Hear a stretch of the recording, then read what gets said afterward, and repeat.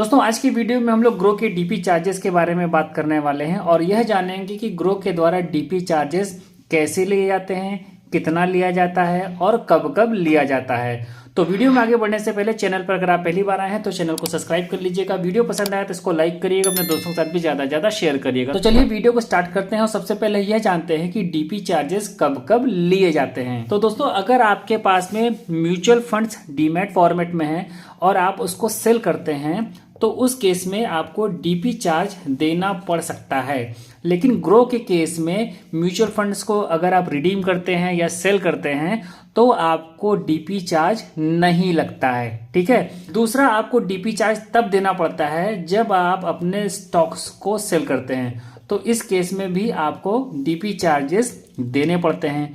अब यहाँ पर हम एग्जाम्पल के द्वारा समझेंगे कि आखिर ये डीपी चार्ज किस तरीके से अप्लाई होते हैं। तो मान लीजिए कि आपके ग्रो के अकाउंट में कोई स्टॉक ए है और एक स्टॉक बी है। ए स्टॉक की आपके पास में 50 क्वांटिटी हैं और बी स्टॉक की भी आपके पास में 50 क्वांटिटी हैं। अब किसी एक डेट को, वो कोई भी डेट हो सकती है, सेम डे के बारे में ही बात हो रही है। अब किसी दिन आपने क्या किया कि जो आपका ए स्टॉक है और इसकी जो 50 क्वांटिटीज हैं, इन सभी की सभी को आपने क्या किया, सेल कर दिया। ठीक है। तो जब आप ये सेल कर रहे हैं और पूरी की पूरी 50 क्वांटिटी को सेल कर रहे हैं तो आपको क्या देना पड़ेगा, डीपी चार्ज देना पड़ेगा। ठीक है। यह चार्ज सिर्फ सेल साइड में लगता है, बाई करते समय यह चार्ज एप्लीकेबल नहीं होता है। ठीक है। अब सेम डे को ही आपने बी स्टॉक की भी 50 क्वांटिटी को क्या किया, सेल कर दिया, तो यहां पर भी आपको डीपी चार्ज लगेगा। ठीक है। तो यहां पर आपने देखा कि आपके दो अलग अलग कंपनियों के स्टॉक हैं जिनको कि आप सेल कर रहे हैं और आपको यहां पर डीपी चार्ज देना पड़ रहा है। ठीक है। लेकिन यहां पर जो स्पेशल केस है जिसको कि आपको जानना और समझना बेहद जरूरी है, वो क्या है।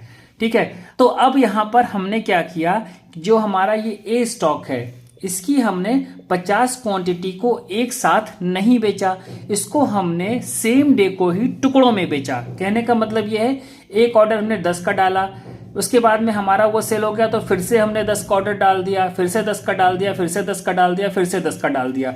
तो यहां पर हमने क्या किया है, इस 10-10 की क्वांटिटी में अपने ए स्टॉक को सेल किया है। तो इस केस में क्या होगा, आपको प्रत्येक बार डीपी चार्ज लगेगा। इस बात को बहुत ही अच्छे से आप समझ लीजिए। ठीक है। अगर आप टुकड़ों में अपने स्टॉक्स को एक ही दिन पर ही बेच रहे हैं तब भी आपको हर ऑर्डर पर डीपी चार्ज लगेगा। ग्रो के केस में अभी हम बात कर रहे हैं। लेकिन बहुत सारे स्टॉक ब्रोकर ऐसे भी हैं जो कि पर script per day DP charge लेते हैं। कहने का मतलब यह है कि अगर ए स्टॉक को आपने इस तरीके से 10-10 की क्वांटिटी में भी सेल किया तो बहुत सारे ब्रोकर्स ऐसे हैं जो कि एक बार सिर्फ डीपी चार्ज आपसे लेंगे। ठीक है। बार बार आपसे डीपी चार्ज नहीं लेंगे। ठीक।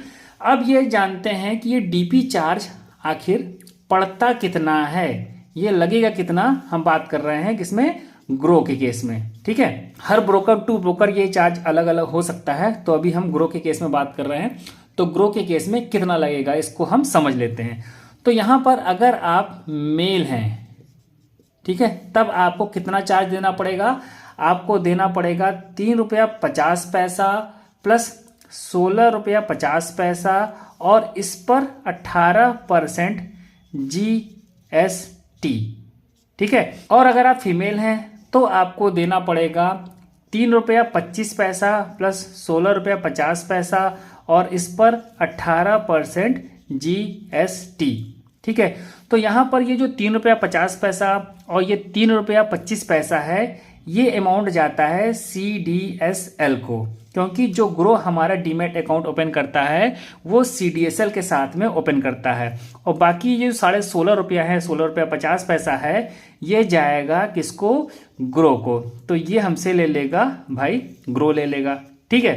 तो यहां पर आप देखिए कि अगर ग्रो में आपने इस तरीके से 10-10 करके स्टॉक को सेल किया है तो अगर मेल है तो इस केस में आपको इतना चार्ज देना पड़ेगा हर ऑर्डर पर, और आप फीमेल हैं तो आपको इतना चार्ज देना पड़ेगा हर ऑर्डर पर। ठीक है। यहां तक ये बात आपको क्लियर हो गई होगी, ऐसी मुझे उम्मीद है। अब यहां पर एक बात और समझ लेते हैं जो कि ग्रो की वेबसाइट पर लिखा हुआ है कि अगर आपकी जो सेल वैल्यू है या जो डेबिट वैल्यू है वो बिलो 100 है, कितना, बिलो 100 रुपीज है, यानी कि कोई स्टॉक को आपने सेल किया और वो 100 रुपए से कम का है, तो उस केस में ये जो ग्रो वाला हिस्सा है डीपी चार्ज का, ये ग्रो छोड़ देता है, वो नहीं लेता है। तो इस केस में क्या होगा, आपको सिर्फ सीडीएसएल के जो चार्जेस होते हैं, मेल के केस में 3 रुपया 50 पैसा और फीमेल के केस में 3 रुपया 25 पैसा, ये आपको पे करना पड़ेगा। और साथ में इसके ऊपर जो 18% की जीएसटी लगेगी वो भी आपको पे करना पड़ेगा। तो इस बात को आप ध्यान रखिएगा। अगर आपका कोई क्वेश्चन है तो आप उसको कमेंट बॉक्स में पूछ सकते हैं, उसका भी मैं रिप्लाई देने का पूरा प्रयास करूंगा। तो उम्मीद करता हूं कि ग्रो में डीपी चार्जेस कब, कितना और किस तरीके से लिया जा रहा है ये आपको क्लियर हो गया होगा। तो जिन भी लोगों का ग्रो के अंदर ऑलरेडी डीमैट और ट्रेडिंग अकाउंट है, तो आपको अपने स्टॉक्स को सेल करते समय ध्यान रखना चाहिए कि आपको डीपी चार्जेस किस तरीके से लगने वाले हैं। और जो भी लोग ग्रो के साथ में अपना नया डीमैट और ट्रेडिंग अकाउंट ओपन करवाने का सोच रहे हैं, आप भी देख लीजिए, समझ लीजिए कि आपको ग्रो के अंदर कितना डीपी चार्जेस पे करना पड़ेगा। तो उम्मीद करता हूं कि यह वीडियो आपके लिए हेल्पफुल होगा। वीडियो पसंद आया हो तो वीडियो को लाइक करिएगा, चैनल पर पहली बार आए हो तो चैनल को सब्सक्राइब करिएगा। इस वीडियो में इतना ही, मिलते हैं नेक्स्ट वीडियो में नई जानकारी के साथ, तब तक के लिए नमस्कार।